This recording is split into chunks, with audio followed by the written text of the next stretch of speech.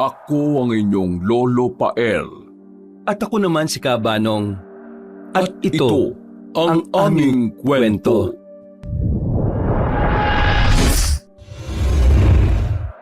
Umuulan ng malakas at makulimlim ang langit, dahilan kaya halos hindi makita ang araw sa kapal ng ulap. Sa gitna ng kabundukan ay may isang baryo sa bahagi ng Kabisayaan na tila hindi nararating ng makabagong teknolohiya. Tahimik ito, pero ang katahimikang yon ay parang may itinatagong sigaw. Sa lumang kumbento na itinayo pa noong panahon ng Kastila, naroon ang isang madre na tila balisa. Siya si Sister Mariel, 21 taong gulang at bagong dating mula sa Maynila. Nagdesisyon si Mariel na magmadre hindi lang dahil sa hirap ng kanilang buhay. Inaalipusta din kasi siya ng anak ng kanyang amain at bukod doon ay ilang beses na rin siyang napagsasamantalahan. Lumaya siya at tinanggap ng kumbento at para hindi masundan pa ay nagpasya na talaga siyang magpakalayo-layo. Habang nililinis niya ang altar ay may narinig siyang tunog. Hindi niya maintindihan kung kaluskos ba ito ng hayop o tao dahil sa mabilis. Luminga-linga siya sa madilim na paligid at doon din ay sinindihan na niya ang kandila sa altar para magkaroon kahit papaano ng liwanag sa silid. Nagpatuloy siya sa paglilinis hanggang sa muli niyang marinig ang kaluskos. Sa pagkakataong ito ay tumigil na siya sa ginagawa at sumentro sa pinanggagalingan ng ingay. May tao ba dyan? Walang sumagot sa kanyang panawagan, pero napansin niyang nakabukas ng kaunti ang pinto ng lumang silid na ipinagbawal sa kanilang pasukin. Nasa sahig ang lumang kadena na sumiselyo doon at kitang-kita kasi yun mula sa kinatatayuan niya. Bakit nakabukas yung pinagbabawal na silid na yon? Sino kaya yung nagbukas? Naku, baka mapagalitan ako kapag naabutan yung ganyan. Dali-dali siyang lumapit sa nasabing nakauwang na pinto. Isasara na sana niya ito pero bigla na lang ding merong sumagi sa kanyang isip na katiting na kuryosidad. Tumigil siya at pasimpleng sumilip sa uwang bago nagpalinga-linga sa likuran. Bakit nga kaya pinagbabawalan kaming pumasok dito sa silid na ito? Ano nga bang meron dito? Alam kong wala pa akong 1 buwan sa kumbentong to pero nakakapagtaka talaga. Wala naman sigurong masama kung sisilip ako kahit saglit lang. Bibilisan ko na lang habang wala pa yung ibang mga madre. Mabilis ang naging pagpapasya niya na binuksan ng tuluyan ng pinto. Napatakip siya ng ilong dahil tila may sumasabay na mga amag sa hangin. Bukod din doon ay umalingasaw ang nabubulok na amoy. Napapapikit pa nga siya habang hinahawi-hawi ang mga alikabok na humahalo sa hangin. Pagkuwan ay muli siyang dumilat at tumakbang papasok sa loob. Doon na nga tumambad sa kanyang paningin ang kabuuan ng nasabing ipinagbabawal na silid. Para yung isang maliit na kapilya pero sa kaliwa at kanan ay may mga istante ng mga libro. Sa pinakagitna ay may malaking kahoy na krus at sa harap nito ay may nakaupong babae na nakabihis pang madre rin. Sino yun? Dahan-dahan niyang nilapitan ang di makilalang madre, kaya nakita niya ang panginginig noon. Doon niya rin napansin ang dugo sa kamay ng babae. Natatakot man, ay nilakasan niya pa rin ang loob upang makilala ang madring tila takot na takot.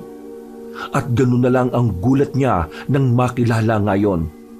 Sister Lucia, ikaw nga. Magmula kasi nang mapadpad siya sa kumbentong yon, ay usap-usapan na nga si Sister Lucia. Matagal na raw kasing nawawala ang nasabing madre. Nakilala lang yon ni Sister Mariel dahil sa lumang larawan na naiwan sa silid nito kung saan din siya natutulog ngayon. Hindi ba't ikaw si Sister Lucia? Matagal ka na raw nawawala at pinaghahanap. Saan ka ba nagsusuot? Teka, ano yung dugo sa kamay mo? Hindi ako nagkasala. Sila ang nagsimula. Ano pong ibig niyong sabihin, Sister Lucia? Halina na po kayo at sasamahan ko kayo para malaman ng lahat na nakabalik na kayo. Huwag kang lalapit sa akin. Hindi mo ba naririnig ang boses ko? At hindi ka ba nagtataka? Ha?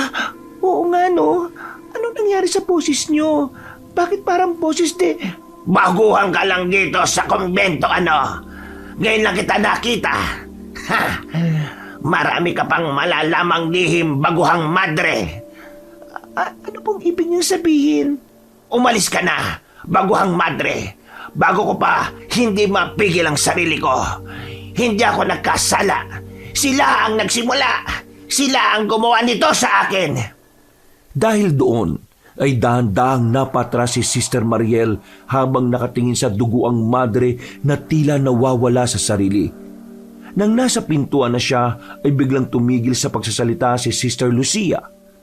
Tumingin yun sa kanya kaya kitang-kita niya ang namumulang mga mata nito. Nakakatakot yun na parang anumang oras ay handa siyang gawa ng masama. Alis na! Alis na! Wala nang inaksayang oras si Sister Mariel. Dali-dali siyang tumakbo pali sa lugar na yon at dahil doon, nakalimutan na rin niyang isara ang pinto ng nasabing ipinagbabawal na silid. Pagdating sa kanyang silid, ay kabado siyang napaupo sa kama habang nakatingin sa lumang larawan ni Sister Lucia. Hindi pa rin siya makapaniwala sa nakita kaya bigla siyang lumuhod at nagdasal ng marubdob. Panginoong Jesucristo, gabayan niyo po ako. Santa Maria, Ina ng Diyos, alisin niyo po ang takot sa puso ko. Kung ano man ang nakita ko, tulungan niyo akong gawin ng kung ano man ang tama. Matapos ang marubdob niyang panalangin ay nag-sign of the cross na siya at muling humarap sa lumang larawan ng madreng nawawala. Doon ay nakaisip na siya ng paraan para matuldukan na rin ang agam-agam niya sa dibdib. Eksaktong pagkagat ng dilim, bago ang kanilang hapunan ay nagtungo kaagad siya sa opisina ng Mother Superior na si Agnes. Ang nasabing matandang madre ay ang istriktong namumuno sa kanila sa kumbento. Pagbukas niya ng pinto, ay naabutan niyang kausap ng Mother Superior si Sister Delilah.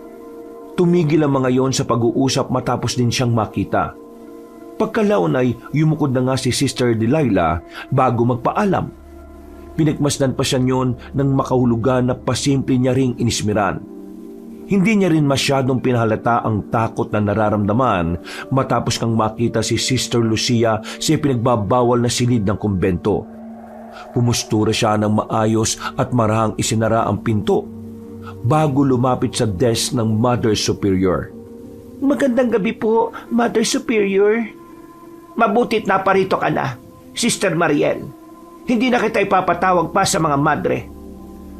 Po, bakit niyo po ako'y pinapatawag, Mother Agnes? Bakit ako ang tinatanong mo? Ibig sabihin nun, meron ka rin pakay. May dapat ka bang sabihin sa akin? Oo nga po pala, Mother Agnes. May kailangan po kayong malaman. Ano yon? Mother Agnes, may nakita po ako. Si Sister Lucia. Buhay siya. Anong sinabi mo? Si Sister Lucia po, yung matagal nang nawawalang madre rito sa kumbento. Nakita ko po talaga siya.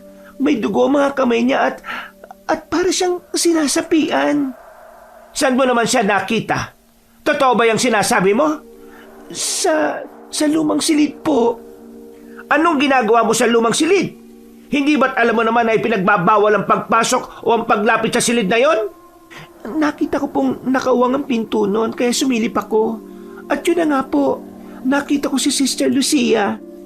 Sigurado po kung siya yun dahil nandun pa rin yung luma niyang larawan sa silid na tinutulugan ko.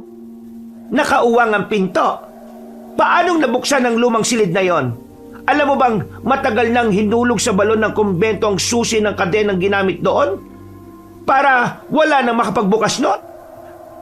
Pero nagsasabi po ako ng totoo. Kung gusto niyo po ay puntahan natin ang lumang silid.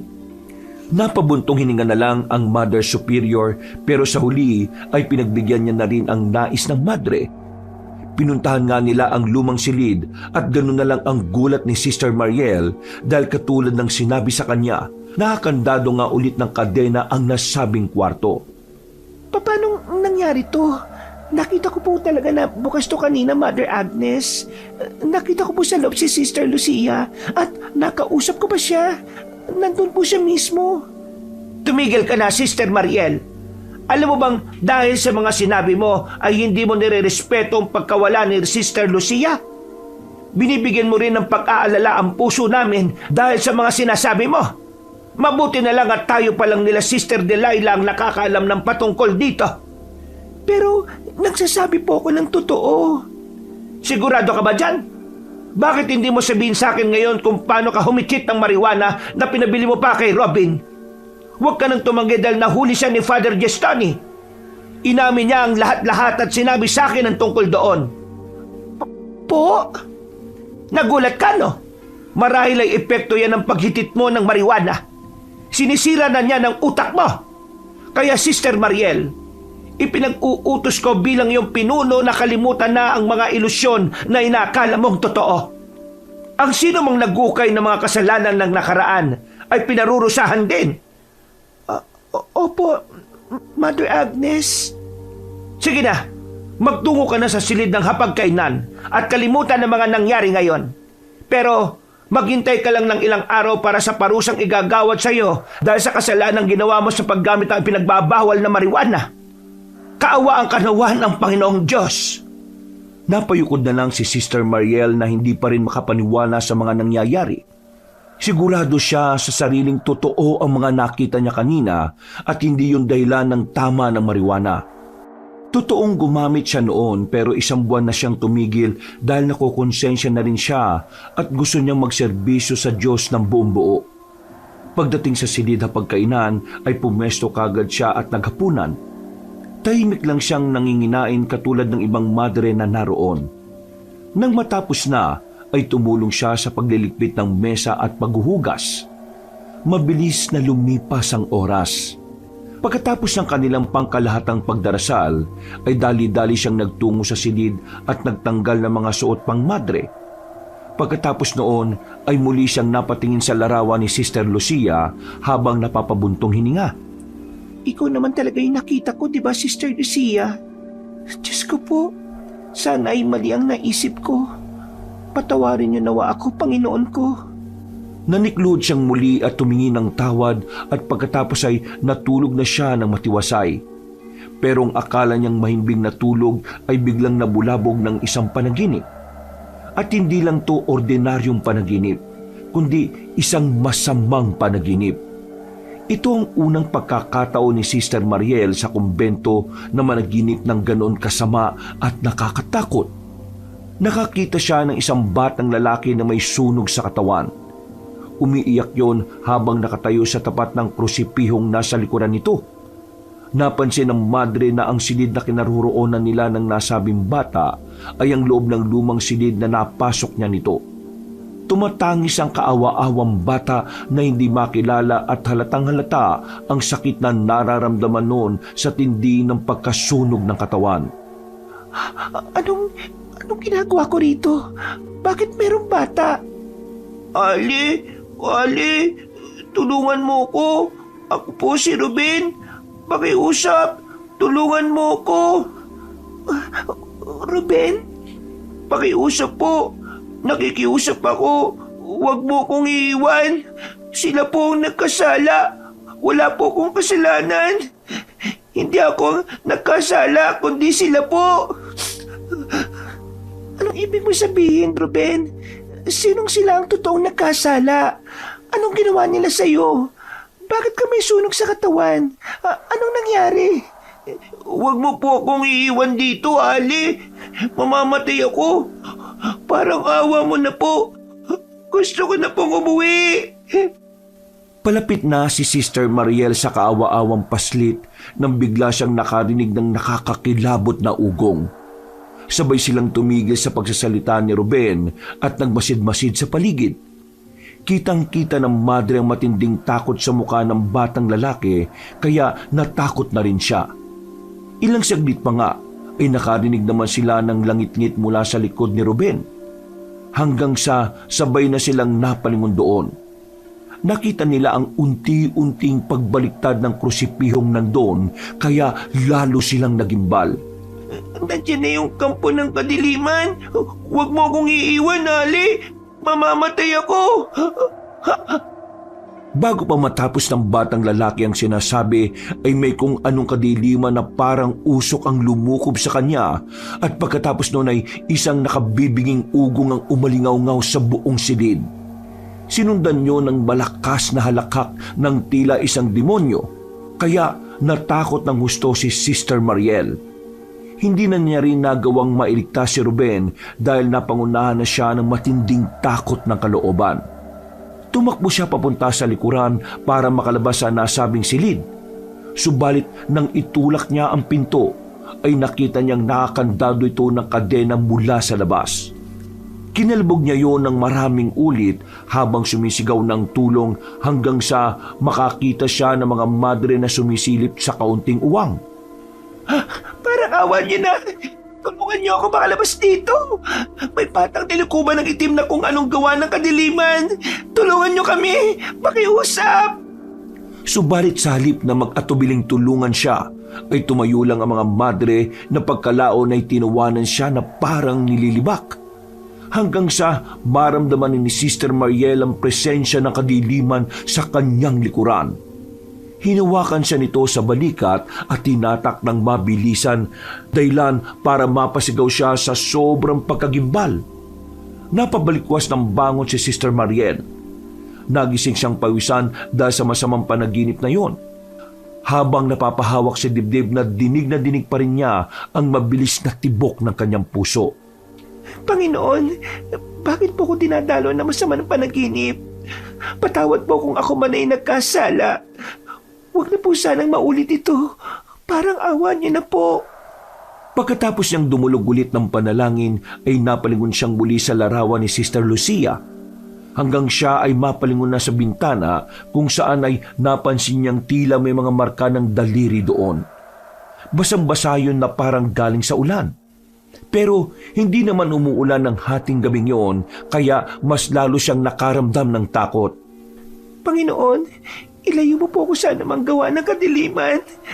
Kinaumagahan, kinausap ni Sister Mariel ang isa sa pinakamatandang madre sa kumbento na si Sister Leticia.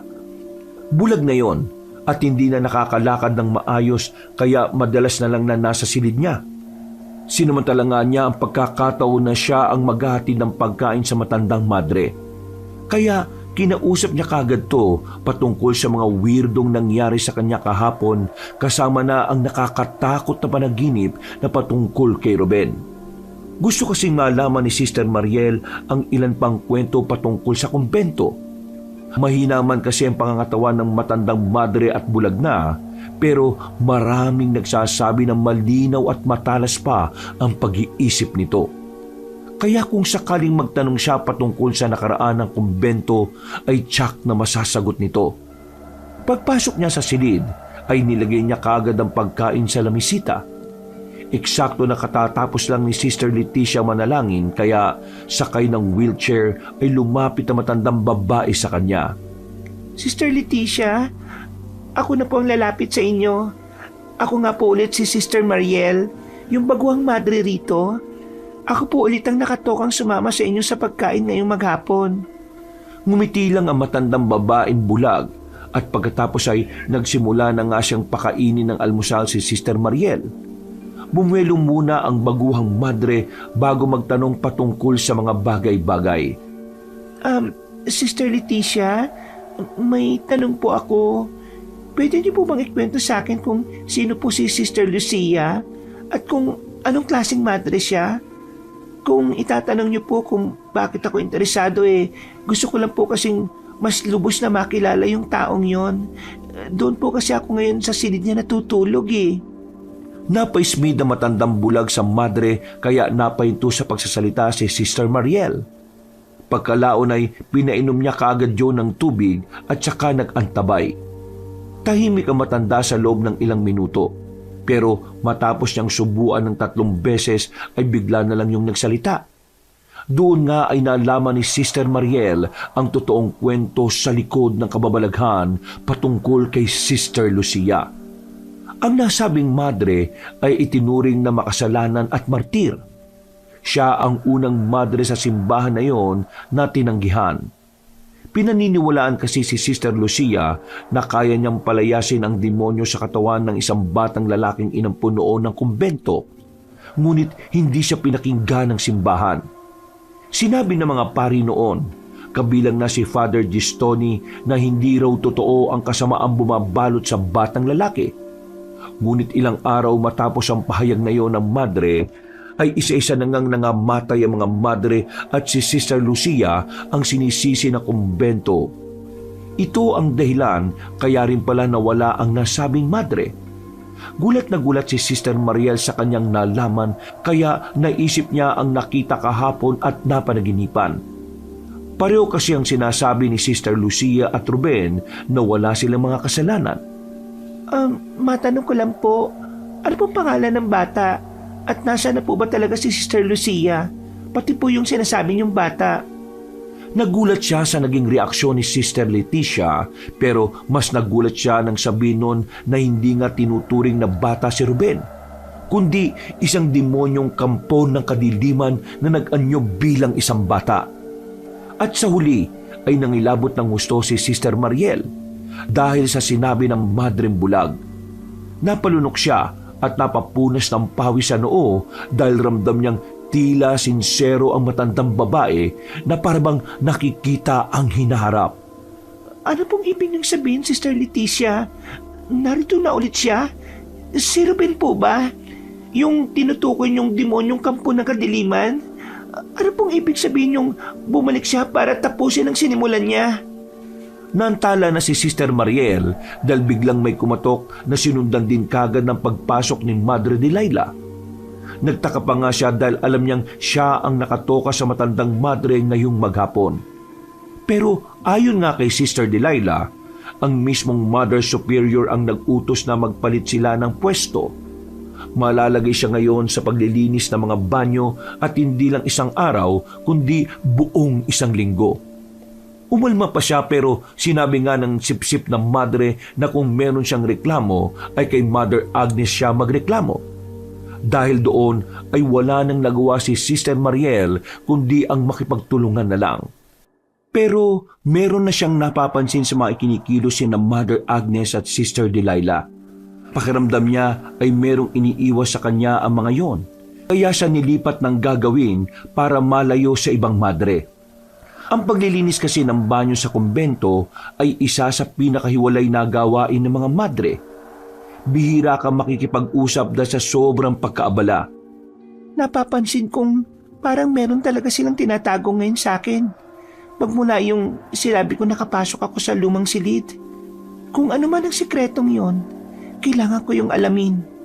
Lalo na ngayong may ideya na ako patungkol kay Sister Lucia at sa batang si Ruben na sinasabi nilang demonyong alagad ng kadiliman. Mabilis na lumipas ang oras, araw at linggo. Dahil nga sa pangyayaring yon, ay tila madalas nang napapanaginipan ni Sister Mariel ng salitan sina Sister Lucia at ang batang si Ruben. Halos pare-parehong senaryo lang ang nangyayari kaya medyo nabahala na rin siya. Hindi niya man lang mailapit kay Mother Agnes ang patungkol dito dahil alam niyang susoplahin na naman siya. Hindi niya rin maikwento sa ibang madre dahil alam niyang makakarating lang to sa Mother Superior at maari na namang madagdagan ng parusa niya.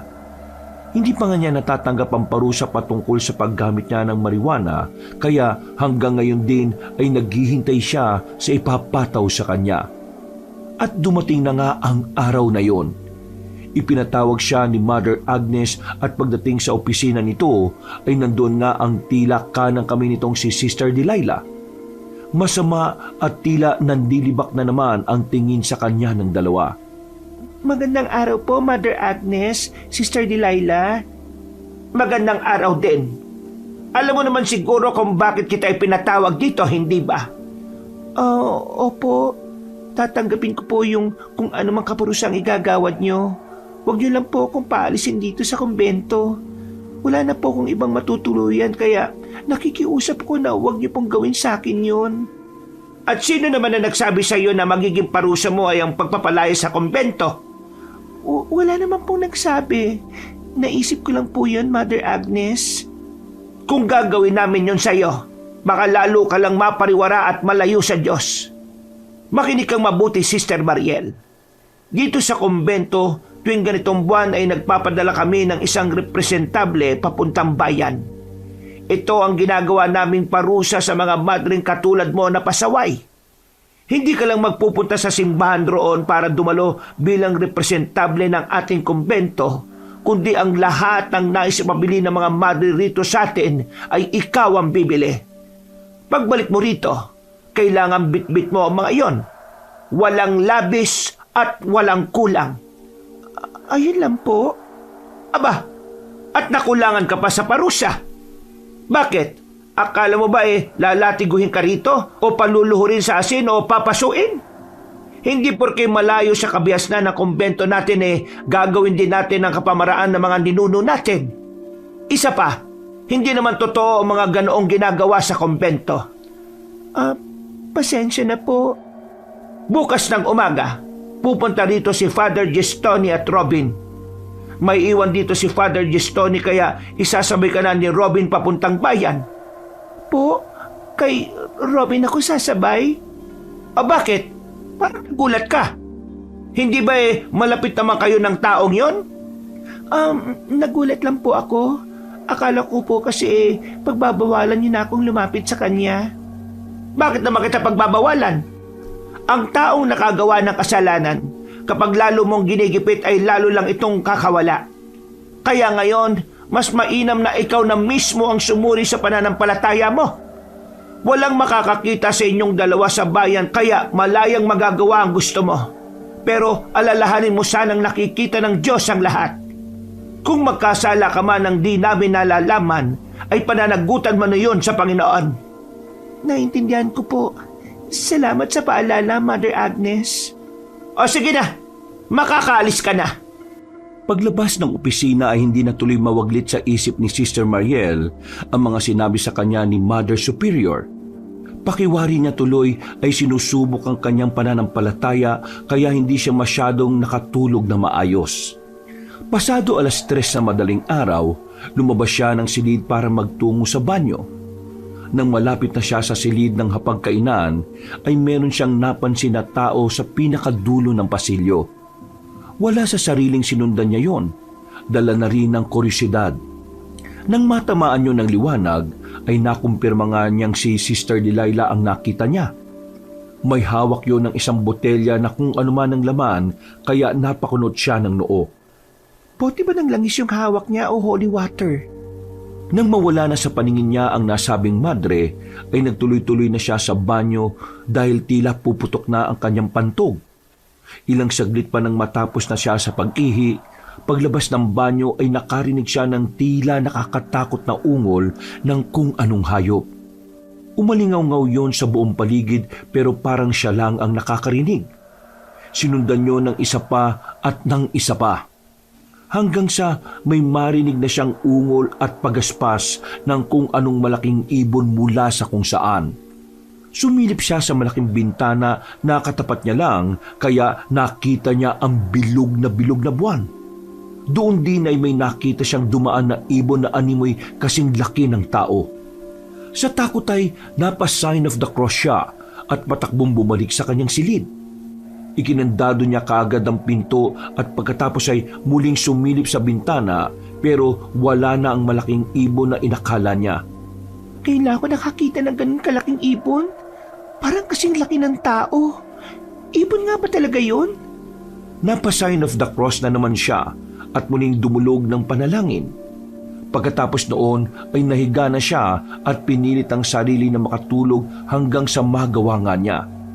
Pasado 7:00 ng umaga. Pagkagising ay nagulat siya dahil nasa harap na niya si Sister Delilah at katulad ng dati ay nakasimangot lang yon sa kanya. Nung bagong salta pa lang talaga siya ay ramdam na niya ang malamig na pakikitungo ng nasabing madre. Sinabi nga nun sa kanya na maghanda na dahil nasa kumbento na si Father Gestoni at Robin. Hinihintay na lang siya ng binata para makabalik na sa bayan. Nag-asikaso na nga kagad si Sister Mariel. Dali-dali niyang kinolekta ang mga nais ipabili ng mga madre at nang matapos na ay nagtungo na siya sa pinagpaparkingan ng sasakyan. Nandun na si Robin na kanina pa naghihintay. Tinulungan siya ng gwapong binata sa paglalagay ng mga damit niya sa compartment ng sasakyan habang si Mother Agnes, Sister Delilah at Father Gestoni ay nakatingin lang sa bintana ng silid na kinaroroonan nila. Paglabas nila ng kumbento ay napabuntong hininga na lang si Sister Mariel dahil ang totoo ay naiinis at masama ang loob niya sa binata. Kumusta ka na, Sister Mariel? Huwag mo ako makumusta, Robin ah. Ikaw ang dahilan kung bakit ipapadala ko ngayon sa bayan para dumalo sa gawain doon at para maging alipin ng mga madre. Bakit mo ko sinumbong kay Mother Agnes? Oo, teka lang naman. Hindi ko naman intensyon na sabihin kay Father Gestoni ang tungkol sa paggamit mo ng marijuana eh. At saka, isang beses mo lang naman yun ginawa sa kumbento, di ba? Yun ang sabi mo sa akin. At hindi mo na inulit kaya hindi na kita dinalhan. At saka, pinarusahan din naman ako ni Father Gestoni. Patas lang naman tayo. Hindi tayo patas. Alam mo ba na napakamakasalanan na ng tingin nila sa akin? Nawala na sila ng tiwala at kailangan ko yung ibalik. Kung walang tiwala sa iyo ang isang tao, hindi mo kailangan patunayan sa kanila na katiwa-tiwala ka. Dahil kahit anong gawin mo, hindi magbabago tingin nila sa iyo. Maging sino ka kung ano ka. Mas gusto ng Diyos na magpakatotoo kaysa sa mga taong nabubuhay lang para lang i-please ang ibang tao. Wala ka kasi sa kalagayan ko kaya nasasabi mo yan eh. Sa bagay, sorry talaga sa nangyari. Maniwala ka, hindi ko intensyon yun. Nabuko lang talaga ako ni Father Gestoni at wala na ako nagawa kundi aminin sa kanya ang lahat. Alam mo naman na hindi ko kaya magsinungaling sa taong yun. Huwag na nga natin pag-usapan ng tungkol dyan. Wala naman na tayong magagawa eh. Nangyari na at pareho na tayong naparusahan. Oo, tama. Huwag kang tatawa-tawa dyan ah. Galit pa rin ako sa iyo dahil sa nangyari. Ito naman, ako na nga lang yung kaisa-isang taong naniniwala sa iyo eh. Aawahin mo pa ako. Sige ka, wala ka na matatakbuhan at makakausap kapag nagalit ka pa sa akin. Ewan ko sa iyo. O sige, ganito na lang. Pagdating sa bayan at pagkatapos ng gawain mo ron, sasamahan at tutulungan kita sa pamimili ng mga pinabibili sa iyo ng mga madre. Ililibre na rin kita. Sige, totoo yan ah. Oo naman. Kailan ba ako nagsinungaling? Okay na tayo ah. Pagkalahad ng kamay ni Robin ay kaagad yung inabot ng dalaga. Pagkatapos nilang magkaayos ay nagtuloy-tuloy na nga sila sa pagbabiyahe hanggang sa makarating sa bayan. Makalipas ang 3 oras nang nasa bagong bayan na, ay kaagad inihatid ni Robin ang madre sa simbahan doon para dumalo sa gawain. Pagkatapos ng gawain, pasado 4:00 ng hapon ay nagtungo na nga sila sa pamilihan at binili ang ilan sa gusto ng mga madre sa kumbento. Dahil limitado lang ang oras, kaya hindi muna nilahat ni Sister Mariel ang pamimili. 5:30 ng hapon ay nagmeryenda muna sila at nagpatuloy sa pag-uusap. Doon nga ay naisip ng madre na magtanong ng ilang bagay sa binata dahil mas matagal na naman yung nagpapabalik-balik sa kumbento. Siya nga pala, may itatanong ako sa iyo na medyo confidential ah. Kilala mo ba si Sister Lucia? Yung madreng nawala doon sa kumbento? Oo. Pero hindi naman ako malapit sa mga madre noon eh. Kaya hindi rin kami nagkakausap. Hindi ba nga sabi ko nga sa'yo, ikaw ang kauna-unahang madre na naging close ko? Bakit mo pala naitanong? Nag-aalangan na ako magsabi sa iyo kasi kapag tinanong ka ni Father Gestoni, alam kong hindi ka makakapagsinungaling sa kanya eh. Ano ba naman yan? Mangako ka muna sa akin na walang magsasabi ng kahit na ano kay Father Gestoni. Oo na. Sige, promise. Wala akong kahit na anong sasabihin. Siguraduhin mo lang ah. Dahil yari ka talaga sa akin kapag naparusahan na naman ako. Hindi na talaga kita papansinin hanggang mamatay ako. Uy, grabe naman yun. Pero, oo na nga. Nangangako ko na hindi talaga ako magsasalita. Kaya, ikwento mo na sa akin yung gusto mong ikwento. Ganito, meron kasing lumang silid doon sa kumbento. Kung nakapasok ka na ron, alam mo na yung tinutukoy ko. walang nakakapasok doon dahil nakakandado yun ng kadena eh. Pero isang hapon, nakita kong nakauwang yung pinto kaya na-curious akong pasukin hanggang sa makita ko si Sister Lucia. Ha? Totoo ba yung sinasabi mo? Bakit? Mukha ba akong sinungaling? Ito naman, galit ka agad. O sige na, ituloy mo na yung kwento.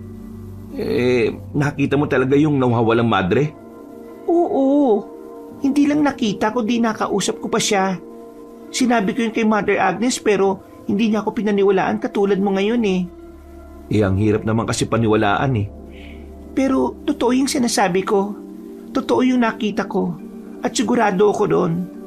Pagkatapos kong makainkwentro si Sister Lucia, nagsimula na akong mapanaginipan si Ruben. Halos gabi-gabi yun. Teka. Napanaginipan mo si Ruben? Oo. Kilala mo yung batang yon? Oo. Madalas ko rin yung nakikita ron dahil inampun siya ng mga madre. Kukunin na nga sana siya ni Father Gistoni para dalhin dito sa bagong bayan. At may makasama ko pero may nangyari kasi. Ano yung nangyari na yon? Hindi ko alam ang eksaktong nangyari pero bago rin mawala si Sister Lucia, may mga namatay pa rin sa kumbento. At ang pagkakaalam ko, kasama sa mga namatay si Ruben. Hindi ko na nagawang makapagtanong kay Father Gistoni dahil ang sabi niya, wag na raw uungkatin yung tungkol doon. Mas lalo tuloy akong napursiging malaman ng nangyari sa kumbento bago ako dumating Sister Mariel, payong kaibigan lang mas mainam kung wag mo nang pag-aksaya ng tungkol sa bagay na yan. Baka lalo mo lang ikapahamak yan Di ba't nasabi mo na noong nakaraan sa akin na pakiramdam mo parang malamig ang pakikitungo sa iyo ni Mother Agnes at nung kanang kamay niyang si Sister Delilah? Kaya tigilan mo na kung ano man yung iniisip mo. Alam ko naman yun, Robin Pero parang mas hindi ako matatahimik lalo na ngayong meron akong nalaman. Ano yun? May sinabi sa akin si Sister Leticia tungkol sa nangyari. Ang sabi niya, yung pagkawala ng mga madre noong panahon na yon na sinisisi kay Sister Lucia ay kagagawan daw ni Ruben. Tinawag niya ngang kampo na kadiliman yung bata At sinabi pa niyang nagbalik na raw yun ngayon para ituloy yung dapat ituloy. Nako, parang nakakatakot naman yan. Nakakatakot talaga. Alam mo ba na ngayon, parang may kakaibang bigat akong nararamdaman sa kumbento. Hindi ko to pinapansin noon pero habang tumatagal ako roon mas lalong bumibigat ang pakiramdam ko. May kukwento rin sana ako sa'yo pero sana sa ating dalawa na lang muna to Patagal na rin ako may napapansin sa kumbento pero hindi lang ako nagsasalita Palagay ko, alam din to ni Father Gistoni. Kaya lang, hindi ko alam kung bakit tahimik siya pagdating sa bagay na to Naniniwala ka ba sa aswang? Ha? Aswang? Oo. Naniniwala naman pero bilang alagad ng Diyos at isang madre, hindi dapat tinatangkilik ang tungkol dyan. Nung bata pa kasi ako, madalas kong marinig ang kwento na yon lalo na kapag napunta kami sa kumbento. Yung mga matatandang madre noon na mga patay na ngayon, maliban kay Sister Leticia at Mother Agnes alam din nila ang tungkol doon. Meron nga raw aswang doon sa kumbento na nagpapanggap na isang madre. Hindi ko lang alam kung nahuli o napatay na yon. Pero siguro may kinalaman yan kay Sister Lucia at kay Ruben. Diyos ko po, naalala ko tuloy bigla nung madaling araw na may nakita ko malaking ibon na nagpapalipad-lipad sa ibabaw ng kumbento. Natigilan na sila sa pag-uusap dahil tumunog na ang lumang cellphone ni Robin. Sinyalis kasi yun na 5 minuto na lang ay mag-aalas 6 na ng gabi. Nawala na rin tuloy sila sa pag-uusap at dali-dali nang hinatid ng binata ang madre sa simbahan kung saan to ngayon tutuloy. Pagkatapos noon ay umalis na rin kagad siya. Si Sister Mariel naman ay gumawa na lang ng dapat gawin. Kinabukasan, nagpatuloy ulit ang ikalawang gawain. Maghapon yun kaya hindi nakalabas ng simbahan si Sister Mariel. At habang gumagampan ng tungkulin ay hindi naman siya masyadong nakapag-concentrate dahil nga naiisip niya ang mga pinag-usapan nila kahapon ni Robin. Mabilis na lumipas ang oras. Pagkatapos mag-ayos sa sarili at magdasal, nang patulog na ang dalagang madre ay naalala na naman niya ang sinabi ni Robin patungkol sa paniniwalang aswang sa kumbento. Meron nga daw aswang doon sa kumbento na nagpapanggap na isang madre. Hindi ko alam kung nahuli o napatay na yun. Pero siguro may kinalaman yun kay Sister Lucia at kay Ruben. Sana naman, hindi tungkol sa aswang yon. Panginoon, tulungan niyo po ako makatulog ng maayos ngayong gabi. Pagpikit ay nakatulog din siya kaagad, subalit dinalo na naman siya ng isang masamang panaginip. May narinig siyang kalabog sa bintana ng silid na kanyang tinutulugan. Pagtingin niya roon, ay nakita nga niya ang bakas ng dugo ang kamay. Napabangon kaagad siya sa kama at dali-daling umatras pero nanatiling nakatingin sa bintana. Pagkatapos noon, ay nakarinig siya ng nakakakilabot na huni ng kung anong hayop sa labas. Kapareho lang to nung narinig niya doon sa kumbento. Dahil doon, ay lumabas siya sa silid at takot na nagpunta sa kung saan hanggang sa makarating siya sa altar. Napahinto siya at napatingin sa tapat ng malaking krus dahil may nakita siyang nakatayo roon. Pagtingin niya ay ganoon na lang ang gulat niya nang makita si Ruben. Katulad ng dati ay sunog pa rin ang bahagi ng katawan noon. Ruben, wala akong kasalanan. Sila ang may kasalanan nito. Ano bang sinasabi mo, Ruben? Nandiyan na siya! Magtago ka na! Natigilan na ang dalagang madre dahil isang nakakakilabot na huni na naman ang kanyang narinig. Kasabay noon ay bigla siyang napabalikwas ng bangon dahil sa narinig niyang ingay sa labas ng kwarto. Doon niya rin naintindihan na panaginip lang ang nangyari kanina. Pero hindi na niya inalala pa yon. Lumabas na siya ng silid. Pagdating sa pinakadulo ng pasilyo ay nakita niya ang ilang manggagawa ng simbahan.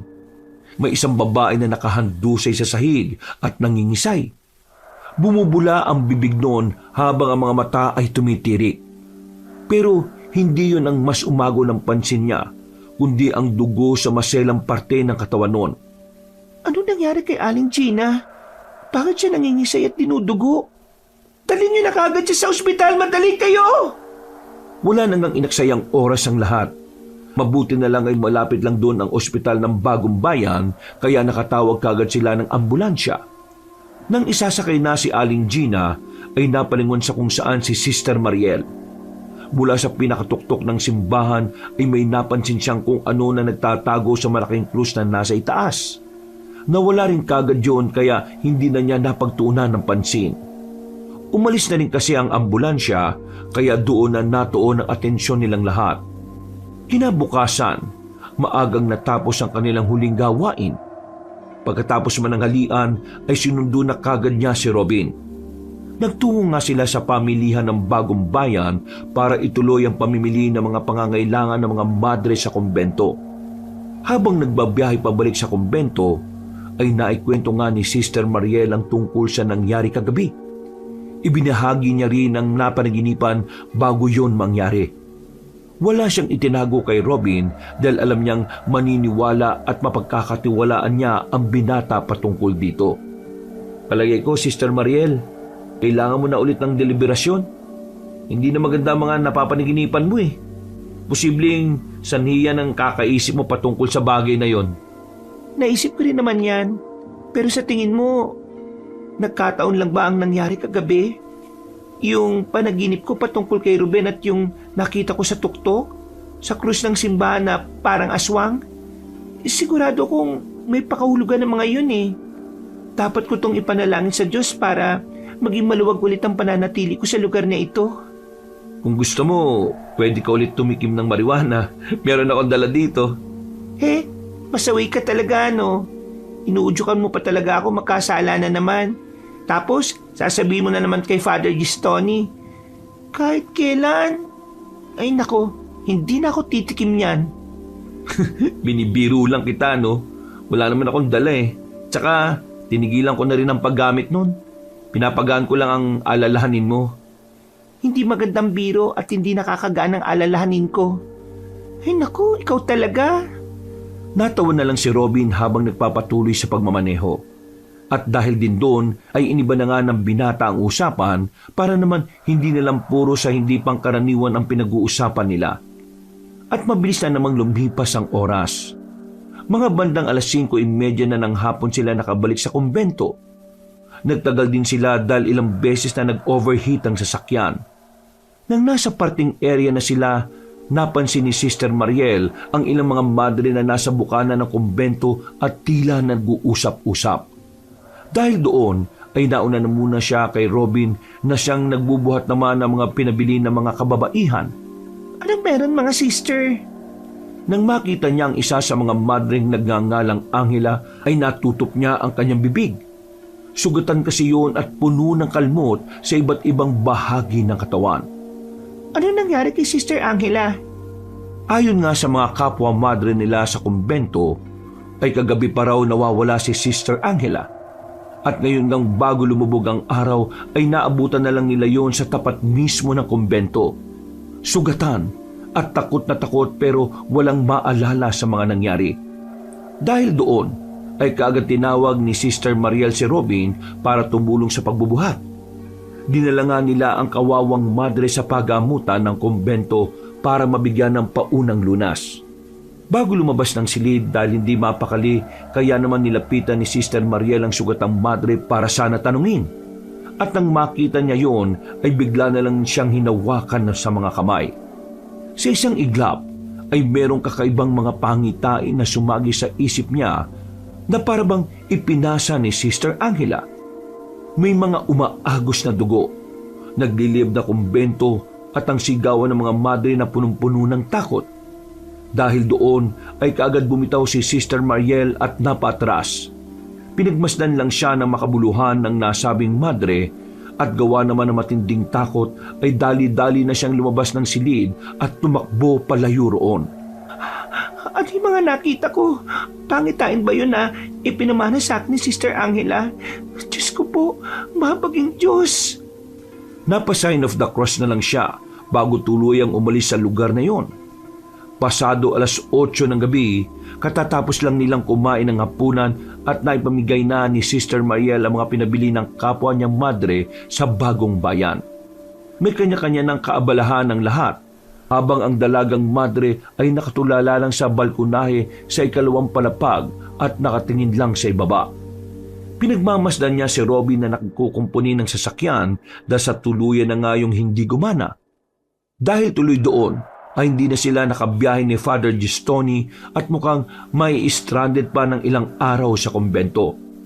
Malalim pa rin inisip ni Sister Mariel ang pangitaing nakita niya kanina.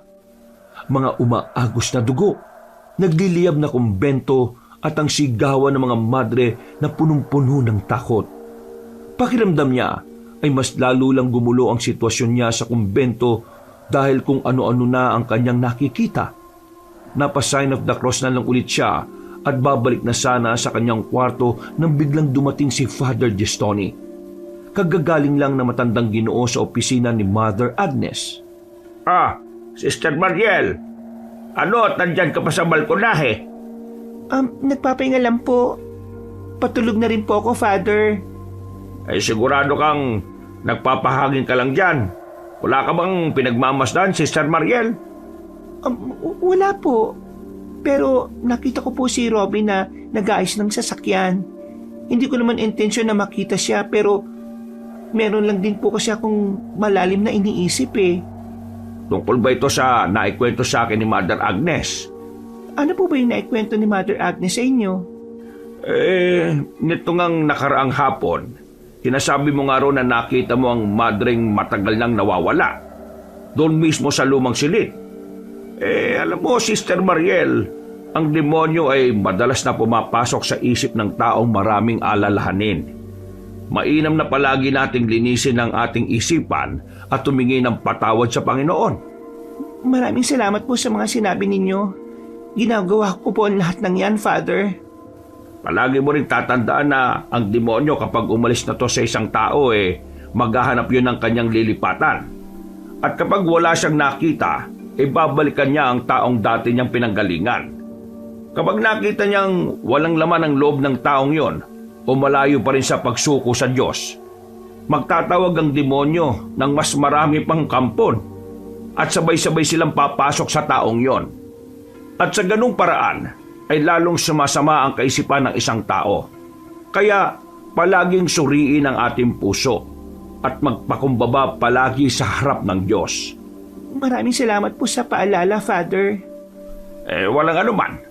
Napansin kong tila malalim nga ang iniisip mo katulad ng sinabi mo kanina. Pwede ko bang malaman kung ano yon?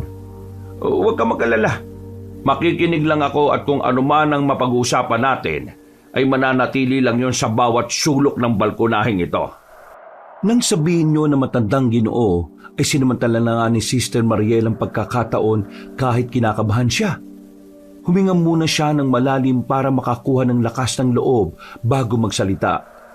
Gusto ko pong malaman kung ano talaga yung nangyari kay Sister Lucia.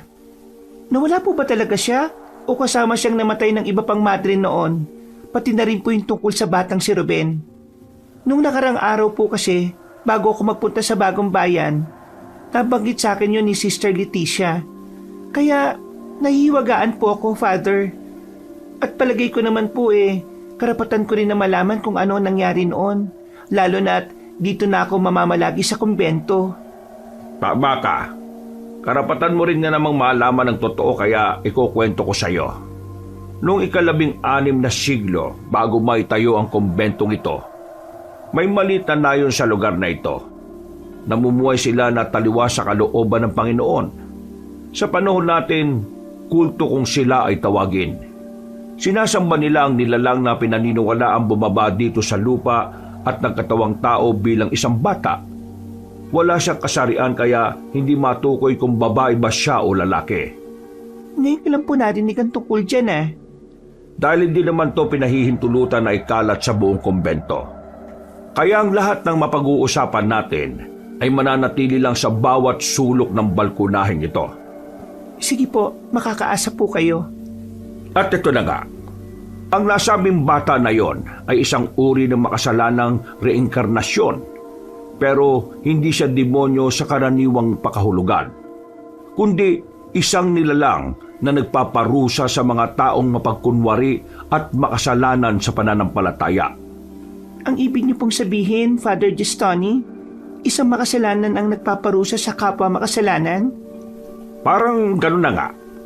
Ang turing nila hindi tunay na masama ang nilalang na yon, kundi dahil lahat ng kasalanan ay sumalib sa kanyang kaluluwa. Kaya ang sumpa ay nagkakaroon ng anyo sa panahon natin ngayon na tinatawag na aswang. At sa bawat siglo, muling isinisilang.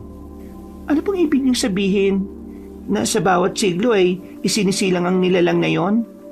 Pinaniniwalaan ng marami na si Ruben ang nilalang na yon. At ang lahat ng nabibiktima niya ay isinusumpa. Na kung di mamamatay, ay magiging katulad niya na nagpapanggap na tupa pero ang totoo ay isa palang mabangis na lobo na handang manakmal na mga inosente. Kung ganon, totoo pong sinasabi noon na mayroong aswang dito sa kumbento na nagpapanggap na madre? Walang makakapagsabi dahil ang demonyo ay magaling magbalat kayo. Hindi rin sinabi na hindi sila makakapasok sa simbahan. Ang lahat ay malayang makakapasok sa templo ng Diyos. Pero ang mga di banal ay nasusunog sa impyerno. Wala po talaga akong maintindihan sa mga sinasabi ninyo. Mas mabuti pa magpahinga ka na dahil maaga pa ang gawain bukas. Huwag mo nang problemahin ang mga bagay-bagay dahil sapat na ang suliranin para sa araw na ito. At hayaan mong mamroblema ang bukas sa sarili niya. Tila mas lalo lang naguluhan ang isip ni Sister Mariel pagkatapos ng pag-uusap nilang yun ng pari. Pero ipinagpapasalamat na rin niya ito dahil kahit papaano ay nagkaroon siya ng ideya patungkol sa nakaraan ng kumbento. Nang naiwang paniniwala ng mga taga-baryong nakatira sa lugar na iyon ay nadala ng mga madre na marahil ay hanggang sa kasalukuyan. Mabilis na lumipas ang oras. Pasado 12:00 ng hating gabi ay mulat pa rin ang mata ni Sister Mariel. Tumatakbo pa rin kasi sa isip niya ang mga kwento ni Father Gestoni pati ng iba pang kababalaghan na naranasan niya sa lugar na iyon. Maya-maya pa ay naisip niyang lumabas sa silid at magtungo sa kusina para kumuha ng maiinom. Naubos na pala kasi ang inimbak niya sa kwarto kaya kailangan na niya itong lamanan ulit. Nang pabalik na, ay napatingin siya sa silid pagamutan kaya nakita niyang lumabas doon ng sugatan si Sister Angela. Kitang-kita ang takot sa mukha ng babae na parabang nababalisa hanggang sa tumakbo na yon. Hinabol niya ang kapwa madre, subalit pagdating sa isang silid ay bigla na lang yung nawala. Doon na lang din napagtanto ni Sister Mariel na nasa harapan na siya ng ipinagbabawal na silid. Bigla niya tuloy naalala ang huling nakita roon at takot siyang umatras at pabalik na sana sa kanyang kwarto nang tapikin siya ni Robin. Muntik pa siyang sumigaw at muntik pang mahulog ang hawak niyang pitsyel. Mabuti na lang ay nakilala niya kagad ang binata. "Oh, anong ginagawa mo rito, ha?" Nakita ko si Sister Angela eh. Yung madling sugatan na binuhat mo papunta sa pagamutan ng kumbento. Pero bigla siyang nawala eh. Eh ikaw, bakit gising ka pa at nasa labas? Merong nagtatangkang magbukas ng pinto ng kwarto ko. Nilabas ko at sinundan hanggang sa dito ko hilahin ng mga paa ko eh. Nawala na rin siya sa paningin ko. Diyos ko po, ano ba nangyayari dito sa kumbento? Hindi na talaga maganda tong nararamdaman ko. Bukas na tayo mag-usap ng umaga. Bumalik ka na sa kwarto mo at babalik na rin ako. Tama ka. May hindi maganda nga rin akong nararamdaman sa lugar na ito. Parang may kung anong madilim na enerhiya. Nagdesisyon na nga silang dalawa at bumalik sa kanilang silid. Eksaktong pagkasara ng pinto ay nakarinig siya ng nakakakilabot na huni mula sa labas ng kumbento. Sinilip niya yon sa bintana at sinundan ng tingin ang pinanggagalingan pero wala naman siyang nakitang kahit na ano. Nawala na lang ang nakakatakot na tingin kaya nakampante na rin ang loob ni Sister Mariel. Hanggang sa makatulog siya na mahimbing. Pagsapit ng umaga, tila normal ang takbo ng lahat sa loob ng kumbento. Tahimik ang paligid at may kanya-kanyang kaabalahan ang mga madre. Pagkatapos ng pang-umagang gawain, ay nagtungo kagad si Sister Mariel sa pagamutan ng kumbento. Wala na siyang naabutan doon at nang tanungin niya ang madring nurse, ay sinabi lang nun sa kanya na umalis na si Sister Angela at sinundo na raw ng ambulansya kaninang alas 5 ng umaga. Nagulat siya dahil wala naman siyang narinig na sasakyan kaninang umaga. Kaya tinanong niya kaagad si Robin tungkol dito.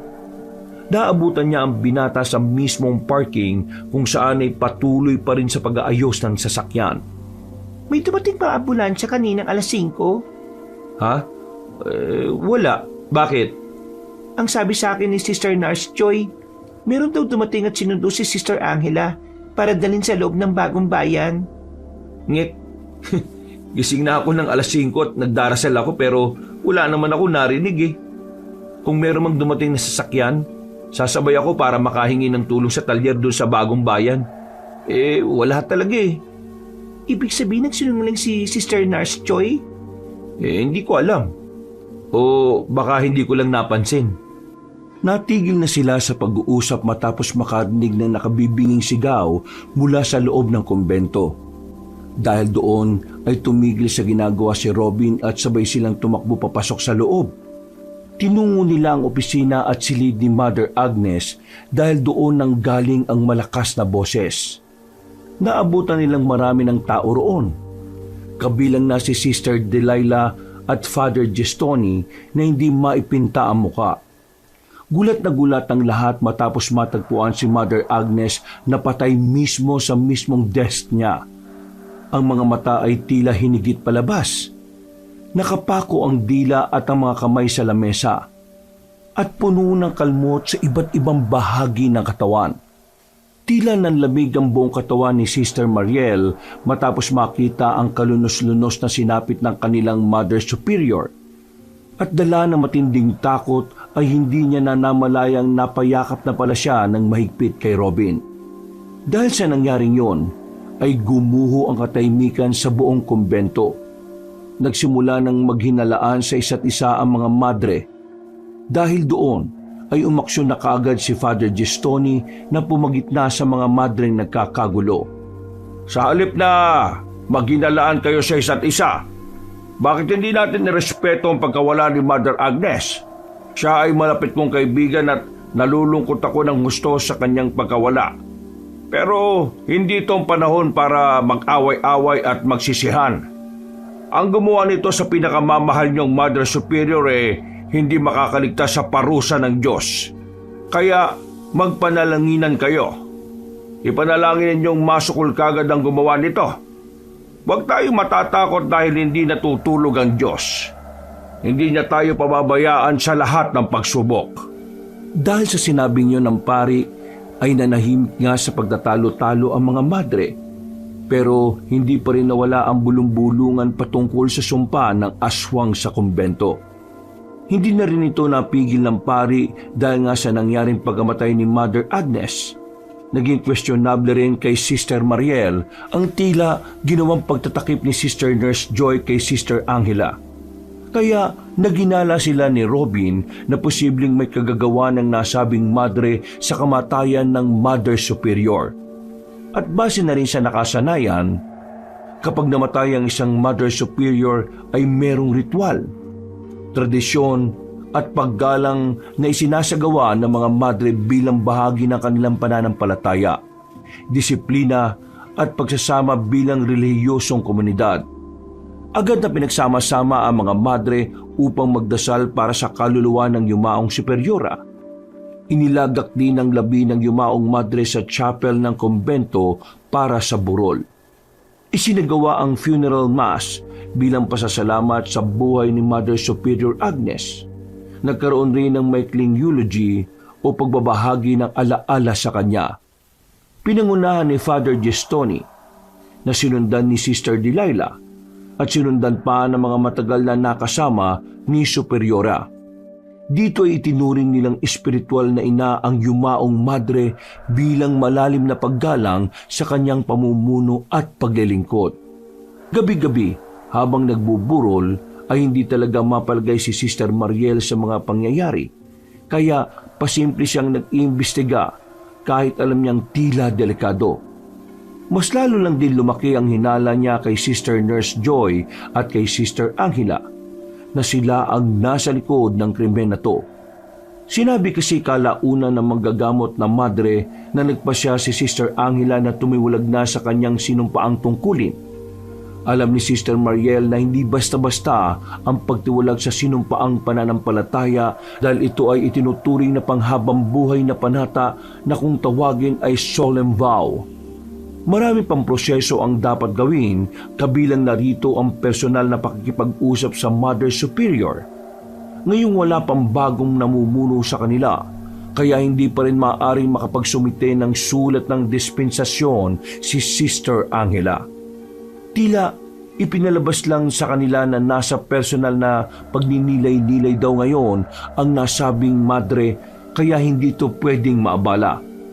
Makalipas ang 1 linggo, ay inilibing na sa libingan ng mga madre si Mother Agnes. Ito ay nasa likod lang mismo ng kumbento. Tinipon silang lahat ni Father Gestoni para paalalahan ng muli. Namalagi pa rin doon ang pari ng ilang araw kasama si Robin dahil sa isang gawain. Pagkaraan ng pagluluksa, pinangunahan ni Sister Delilah ang pagpupulong ng mga madre upang pumili ng bagong superyora sa pamamagitan ng botohan.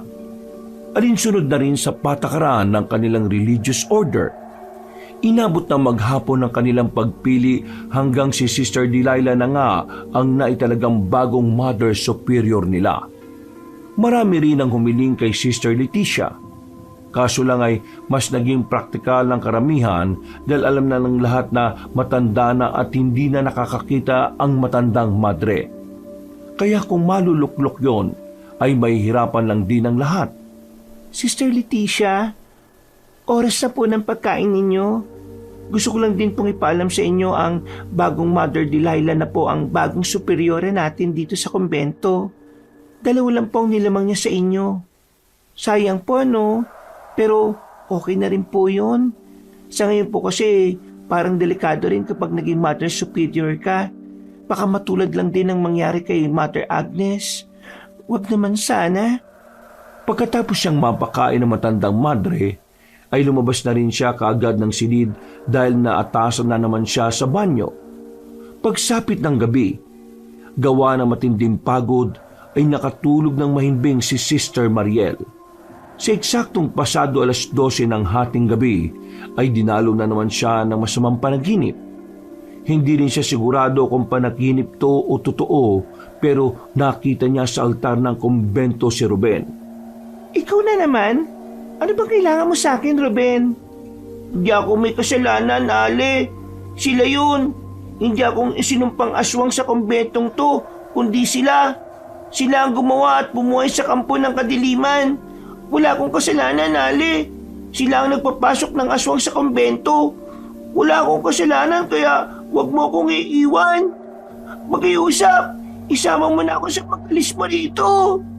Ano bang ibig mo sabihin? Yung mga gumawa nito sa akin, sila rin ang pumatay kay Inang Agnes. Wala na silang pinipili. Lahat ay nasa panganib. Sino sila? Magbigay ka nga ng pangalan sa akin para malaman ko kung sino ang mga aswang dito sa kumbento na nagpapanggap na madre. Gumising ka dahil nandiyan na sila. Nagsisimula na naman sila. Eksaktong pagkasabi ng batang lalaki ay umalingaw-ngaw ang nakabibinging huni ng kadiliman. Dahil doon ay napabalikwas ng bangon si Sister Mariel, ganun din ang iba pa sa kumbento. Kagad lumabas ng silid ang dalagang madre matapos niyang maalala ang sinabi ni Ruben sa panaginip.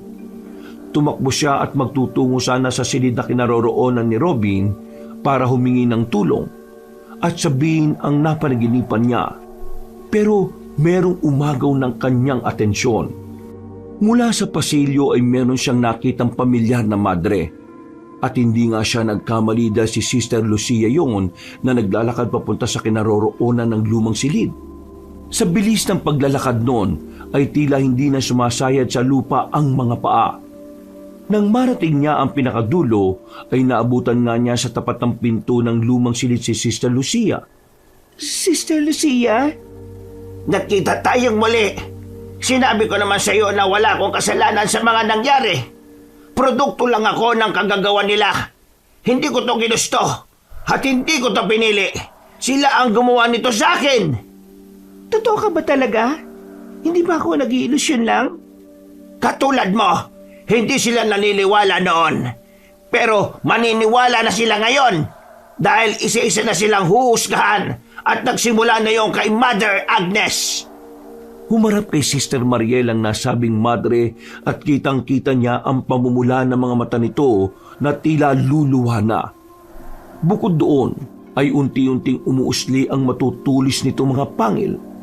Mapapansin din na makakapal at may itim na ugat sa lieg at magkabilang sentido nito. Diyos ko po, isa kang aswang, kampon ka ng kadiliman, demonyo ka! Hindi ako aswang o demonyo o kampo ng kadiliman, kundi isa ako ngayong nilalang na nagpaparusa sa mga taong mapagkunwari at makasalanan sa kanilang pananampalataya. Pagkatapos sa binyo ni Sister Lucia ay unti-unti na nga nagbago ang kanyang anyo. Tuluyan ang nilukob ang buo niyang pagkatao ng maitim at nangingintab na balat. Kasunod noon ay biglang lumabas sa likuran nito ang isang malaking pakpak na matulis ang dulo na parang patalim. Nagkampayo ng ilang beses dahilan para mapaupo si Sister Mariel habang tinatakpan ang mukha ng kanyang mga kamay. At sinundan pa yun ng nakakakilabot na huni ng isang halimaw. Mabilis na ang mga sumunod na nangyari na hindi na halos nakita ni Sister Mariel. Napapikit na lang siya matapos marinig na mabasag ang salamin ng silid na kinaroroonan niya. Pagdilat ng kanyang mga mata ay wala na roon ang aswang na madre. Napayak siya sa takot pero hindi pa roon natapos ang lahat ng kalbaryo dahil isang nakakabulahon na sigaw ng mga madre ang umalingaw-ngaw sa buong kumbento. Pagtayo niya ay eksakto rin ang pagdating ni Robin na dali-dali siyang inalalayan. Sister Mariel, bakit nasira yung salamin dito? May aswang! Ha? Anong sinasabi mo? Nakakita ako ng aswang! Naudlot na ulit ang kanilang pag-uusap dahil nakarinig na naman sila ng malakas na sigaw ng madre. Wala na rin silang inaksayang oras. Pinuntahan nila ang pinanggalingan ng ingay habang nakaakay ang dalagang madre sa binata. Pagdating nila sa pasilyo papuntang pagamutan ng kumbento, ay nakita na nila ang ilang madre na naroon. Kadarating lang din ni Father Gistoni. At gulat na gulat silang lahat sa kanilang nakita dahil nakandusay na ang dalawang madre na sina Nurse Joy at Sister Angela. Kahindik-hindik ang sinapit ng dalawa na dahilan ng pagsuka ng iba matapos yung makita. Dahil sa pangyayaring yon, ay mas lalong nawalan ng tiwala ang mga madre sa isa't isa sa loob ng kumbento. Nagpayo naman ang bagong Mother Superior na si Delilah na huwag matakot at patuloy na manalangin sa Diyos dahil dumarana sila ngayon ng pagsubok. Nagpasya rin ng mga pinuno sa kumbento na huwag na munang iparating sa may kinauukulan ng tungkol dito. Sumang-ayon naman ang lahat pero sina Sister Mariel at Robin ay tila tumututol dito. At dahil sa paniniwalang kagagawan nga to ng sinumpang aswang na nasa kumbento, sa halip na ilibing ay sinunog na lang ang bangkay ni na Sister Nurse Joy at Sister Angela. Ito raw kasi ay upang mapigilan ang pagbabakasakaling muling pagkabuhay ng mga bangkay at maging isang isinumpang aswang din. Hapon ng Biyernes, palis na sina Father Gistoni at Robin sa kumbento ay sinadya ni Sister Mariel ang binata para sana kausapin. Nalaman kasi ng dalagang madre ang pagtatakip ng pari sa insidente. Pero nang naabutan niya ang dalawa na tila nag-uusap na patungkol doon kaya nagtago na lang muna siya at nakinig ng palihim. Father Gistoni, huwag niyo po sanang mamasamay ng itatanong kong ito. Hindi po kasi talaga ako makapaniwala na aalis tayo rito ngayon. Kayong alam naman natin na may hindi tamang nangyayari sa kumbento. Sige anak Robin, ano bang sasabihin mo, ha? Nababahala po kasi ako sa pwedeng mangyari kapag iniwan natin sila eh. Walang ibang tutulong sa mga madre. Tutulungan sila ng Diyos. Robin, ang tagal mo nang nasa simbahan. Bakit tila malit pa rin ang pananampalataya mo sa Kanya? Hindi naman po sa ganun.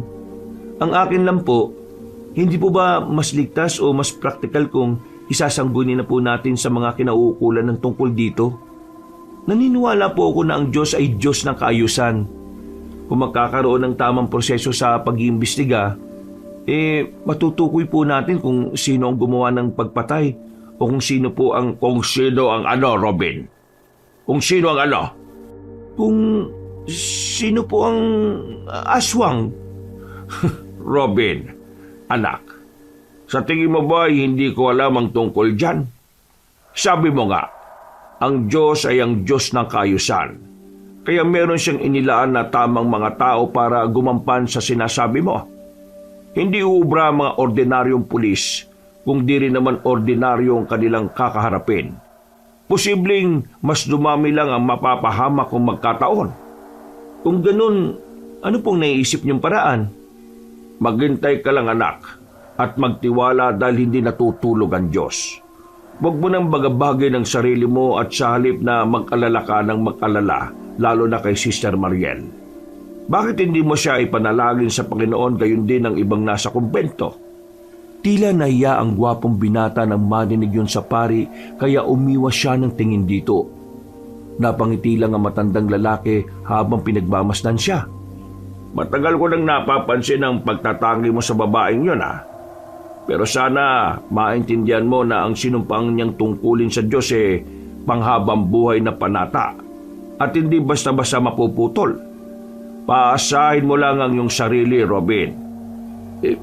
Father Gistoni naman, bakit po parang napunta na sa akin ang usapan? Hindi ko po alam ang sinasabi niyo. Kahit itanggi ng iyong bibig, hindi naman may tatanggi ng mga kilos mo lalo na ng laman ng iyong puso. Nag-aalala lang ako sa iyo, Robin, at ayaw kong umasa at masaktan ka sa huli. Pupunta na po ako sa garahe at titingnan yung sasakyan natin. Sumunod na lang po kayo kung handa na kayo, Father. Napangiti na lang ang matandang Ginoo habang si Sister Mariel naman mula sa pinagtataguan ay hindi na rin mapakali. Umalis na lang din kagad siya sa lugar na yon bago pa makita ni Robin. Maya-maya pa, nang nasa labas na siya ng gusali ay doon siya napabuntong hininga na malalim. Tila kasi nakaramdam din siya ng kakaiba matapos malamang meron palang pagkagusto sa kanya ang binata. Hindi niya alam kung maiilang ba siya o matutuwa matapos yung malaman. Diyos ko, Mariel, umayos ka. Ang puso mo ay nakalaan na sa Diyos katulad ng sinabi ni Father Gistoni. Panghabang buhay na panata to. Ano yung binubulong-bulong mo dyan? Ay, anak ka ng mahabaging langit. Nakakagulat ka naman, Robin. Parang mas lalo kang gumanda nung nagulat ka. Umayos ka nga. May iba tayo. Aalis na pala kayo bukas, no? Kailan kayo babalik ulit? Uy, bakit mo naman tinatanong? Namimiss mo na kaagad ako, no? Umayos ka talaga sa mga sinasabi mo, Robin, eh. Ay, naku, bahala ka na nga sa buhay mo. Ayoko pang umalis dahil nag-aalala ko sa'yo. Ang ibig kong sabihin sa inyo dito. Ang dami na kasing nangyari. Pero katulad nga ng sinabi ni Father, kailangan natin magtiwala sa Panginoon. Kaya magdasal ka palagi ha, at mag-iingat ka rito. Kayo rin. Lalo ka na. Natigil na sila sa pag-uusap dahil dumating na rin nga si Father Gistoni at Mother Delilah. Matapos magpaalam ay nagbiyahe na kaagad ang dalawang lalaki habang hindi pa lumalalim ang gabi. Bago naman pumasok sa loob ng kumbento ay tiningnan lang ng Mother Superior ang dalagang madre ng makahulugan. Pagkatapos noon ay nauna na siyang pumasok sa loob. Pagkalipas ng ilang araw matapos sa mga insidente ay merong ipinadala ang simbahan na isang priest investigator. Dahil ito sa tulong at request ni Father Gistoni mula sa Arsobispado. Kinilala ang Ginoo na si Monsignor Severino. Isang kilalang pare lalo pagdating sa pagsugpo ng mga kulto o anumang hindi pang karaniwang pangyayari sa mga simbahan o baryo sa probinsya. Si Robin din ang nagatid sa nasabing Ginoo. At pagpasok pa lang ng kumbento ay sinalubong na sila ng mga madre bilang malugod na pagtanggap. Sa bungad pa lang ay nakaramdam na ng hindi maganda ang nasabing Ginoo habang nililibot ng tingin sa buong lugar. Dito pa lang sa labas nararamdaman ko na ang kakaibang presensya. Kaya sigurado ko ang may gawa ng krimen sa lugar na ito hindi ordinaryong nilalang. May halimaw sa kumbentong ito. At ito ay kailangang puksain sa lalong madaling panahon. Wala nang inaksayang oras pa ang investigador. Habang inaaral ang kaso ng pagkamatay ni na Mother Agnes, Sister Nurse Joy at Sister Angela, ay naungkat din tuloy ang mga nakalipas na kaganapan. Nabuksan ulit ang lihim noon na matagal nang itinago ng kumbento. Habang gumugulong ng investigasyon, ay patuloy din ang pag-ikot ng mga bulungan sa buong kumbento. Hati ang opinyon ng mga madre kung aswang o mamamatay tao talaga ang may pakana. Hindi na rin kasi sinabi ni Sister Mariel ang nakita niyang aswang dahil baka mapagsimulan na naman to ng matinding issue sa kumbento. Mainit pa rin naman sa kanya ang bagong Mother Superior kaya mas pinili niya sa pinagkakatiwalaang tao na lang ito sabihin.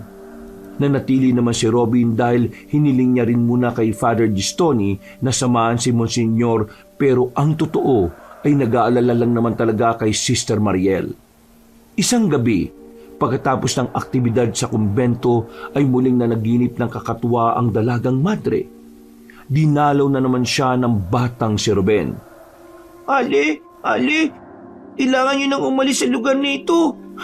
Tuluyan nang nagbalik ang isinumpang aswang at babawiin niya ang lugar na to na sinasabing inangkin sa kanya.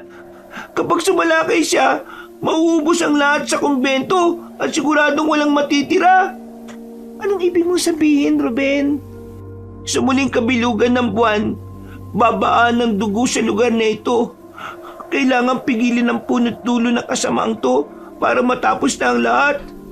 Kung hindi nyo gagawin yon, mamamatay lahat.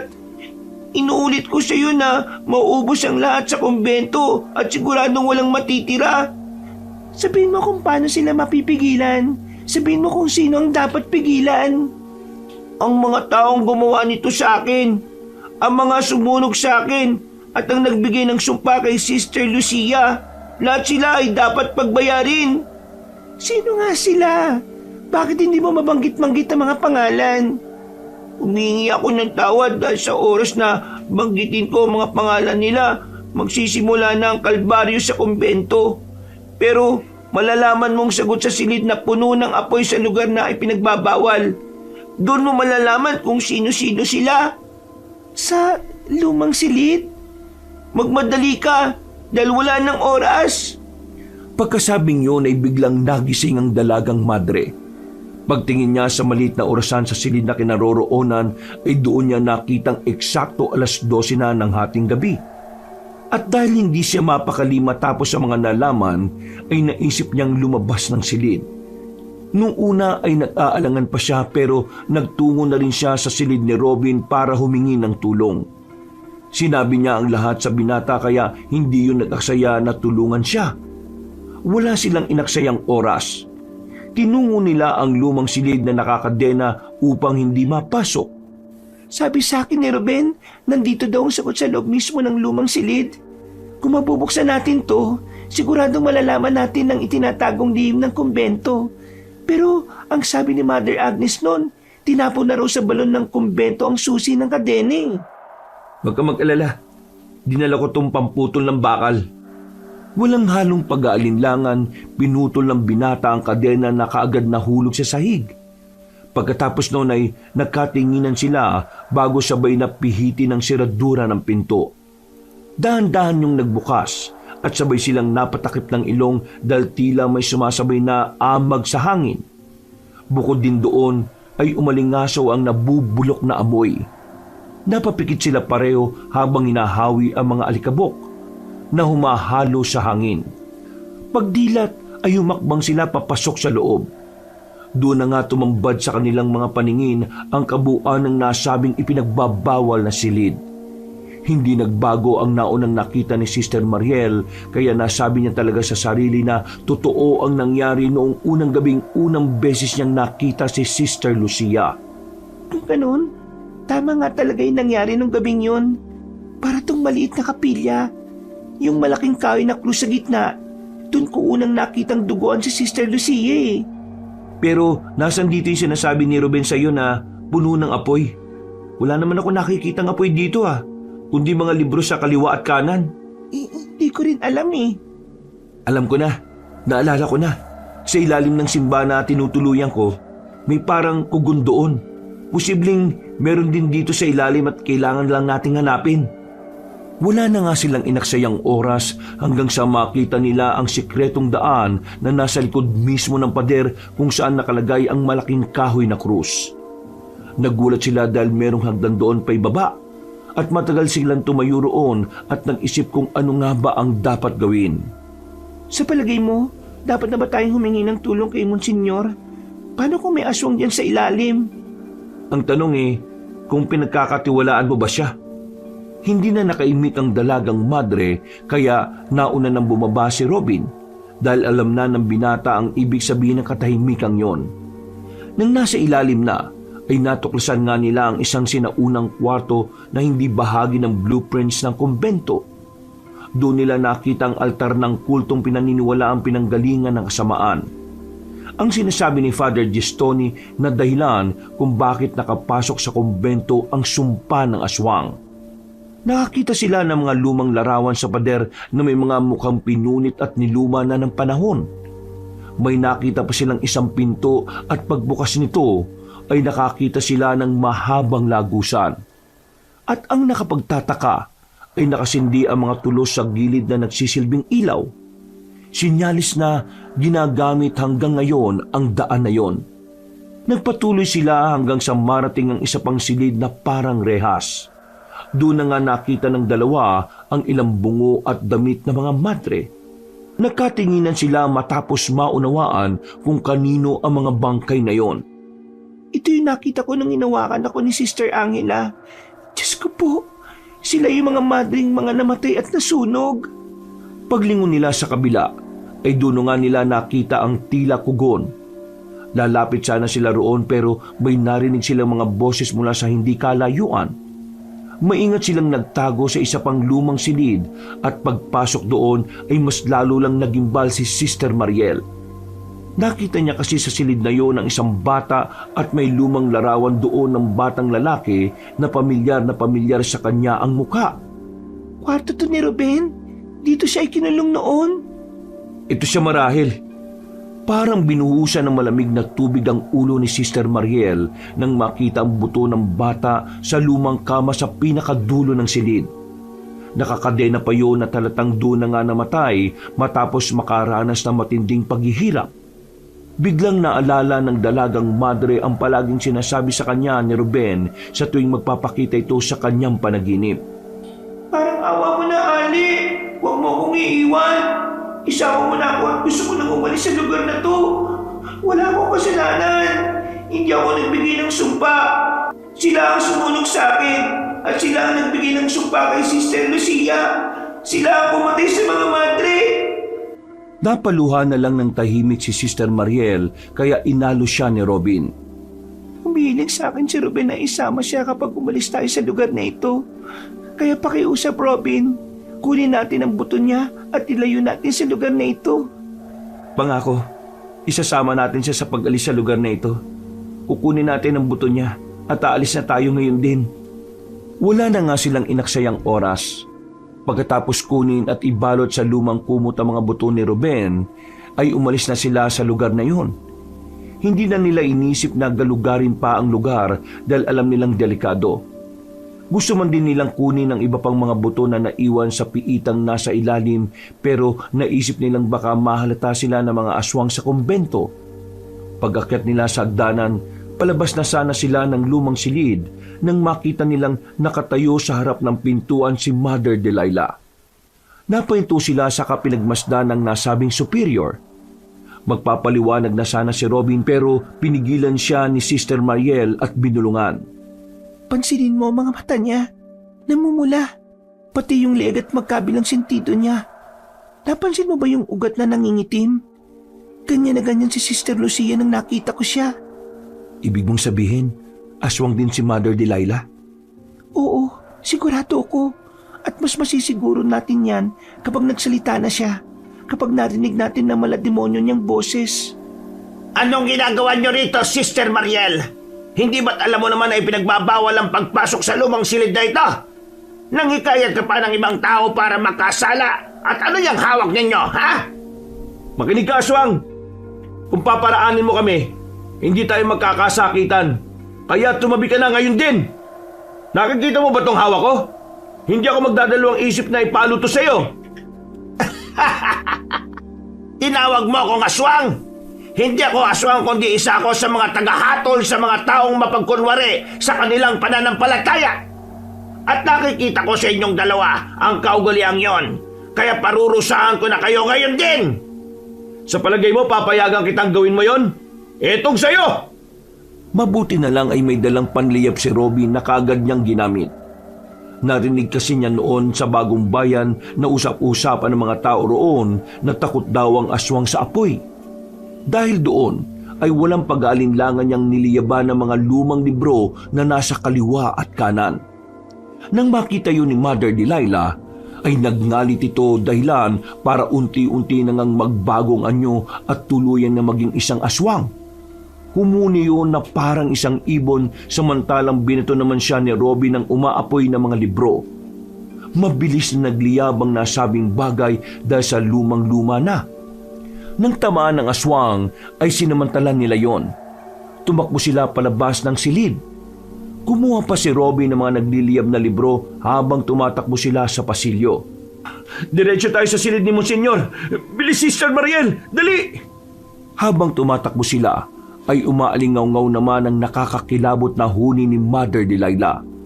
Nangilabot ang buong katawan ng dalagang madre habang bitbit ang buto ni Ruben. Ilang saglit pa ay nakarinig pa sila ng higit sa isang huni ng halimaw. Sinyales na meron pang iba sa paligid. Robin, hindi lang pala siya iisa. Marami na sila rito. Huwag mo silang pakinggan. Tumakbo ka lang at malapit na tayo sa silid ni Monsignor. Hinagis na nga ng binata ang huling umaapoy na librong hawak dahil napapaso na siya.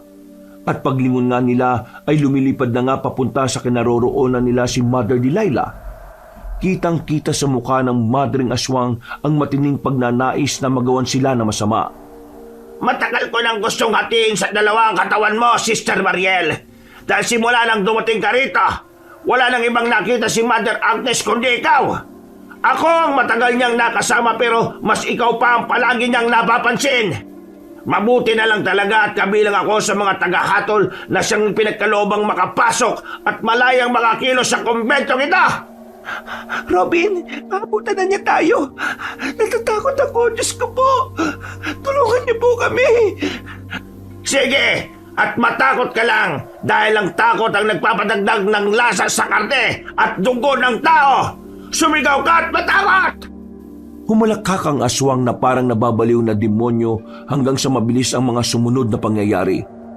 Nagulat na lang sila nang may tila dumagit kay Mother Delilah at sabay silang umiktad at nagpagulong-gulong sa sahig. Nang tagala ni Sister Mariel ang tingin ay nakita niya si Sister Lucia at sumigaw din yon sa kanila na bilisan ng pagtakbo.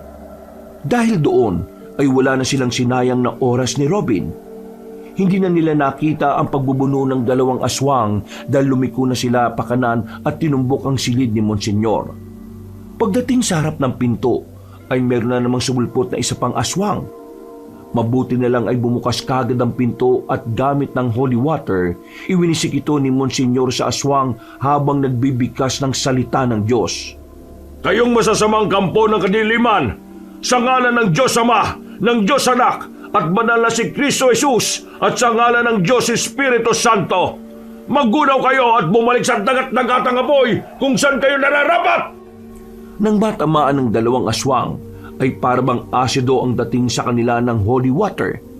Nang hina sila at tumandusay sa sahig habang nangingisay hanggang sa unti-unting matunaw na parang bula. Nagulat naman sina Sister Mariel at Robin dahil ito ang unang pagkakataon nilang makasaksi ng ganoong bagay. Huwag kayong basta tumungangar yan. Narinig niyo ba ang sigawan ng mga madre? Kailangan nilang ng tulong natin. Kaya kumuha kayo ng mga holy water at puksay ng lahat ng kampo ng kadiliman. Sige po, Monsignor. Masusunod po, Monsignor. Huwag kayong matakot. Dahil kahit kailan ay hindi pa tulutan ng Diyos na mamayani ang kasamaan, lalo na sa kanyang kumbento. Dahil sa sinabing yon ng priest investigator ay wala na nga silang inaksayang oras. Nagkaroon ng lakas ng loob si Sister Mariel na harapin ang mga isinumpang aswang sa kumbento hanggang sa maubos nga nila ang mga ito. Sa huli ay nakita niya mismo si Mother Delilah at Sister Lucia na patuloy pa rin naglalaban kaya winisikan niya ang superyora ng maraming beses ng holy water. Nagumiyaw yon sa sakit hanggang sa siya naman ang salakayin pero bago pa makarating sa kanyang harapan ay nalusaw na yon na parang bula. Nagawa mo! Dahil din niyo sa tulong niyo, Sister Lucia. Totoong hindi ka nga patay. Naging isa ka lang. Naging isa akong isinumpang aswang. Kaya habang may oras pa, Sister, gawin mo na rin sa akin ang ginawa mo kay Sister Delilah. Pero hindi ko magagawa yun. Kailangan mong gawin. Ayaw kong maging ganito. Ayaw kong talikuran ng pagiging madre.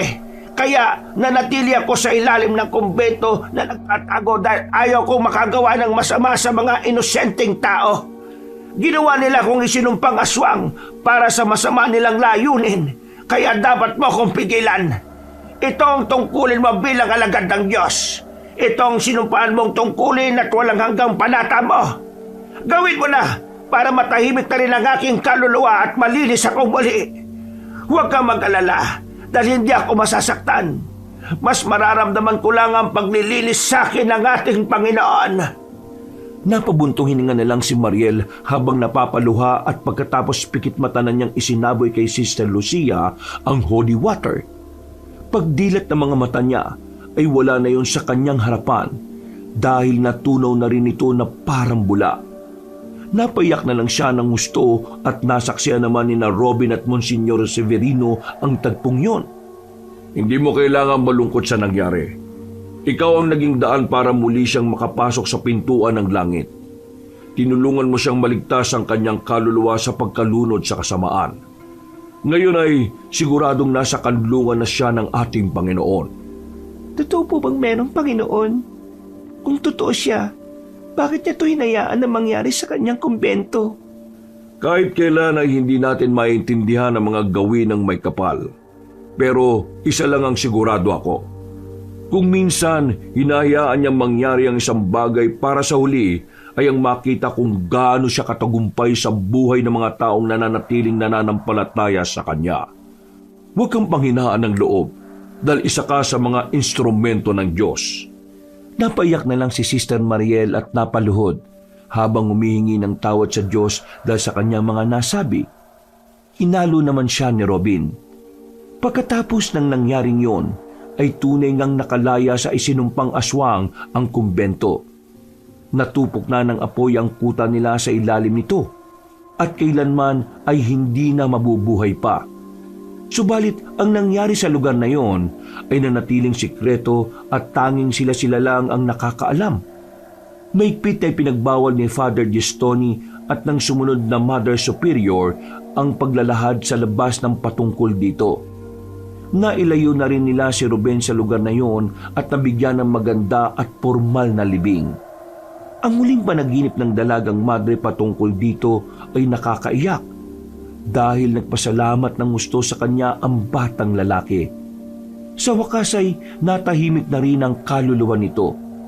Hindi nagtagal ay nagdesisyon si Sister Mariel na tumalikod sa pagmamadre dahil totoong nagkagusto na talaga siya kay Robin. Naging mahaba ang proseso dahil dumaan pa ang dalaga sa personal na pagninilay-nilay. Formal na pakikipag-usap sa superior, pagsusumite ng sulat ng dispensasyon, panahon ng paghihintay, pag-aproba ng Vatican at legal at praktikal na pag-aayos ng mga dapat niyang ayusin. Mahaba man ang hinintay ay natapos din ang lahat.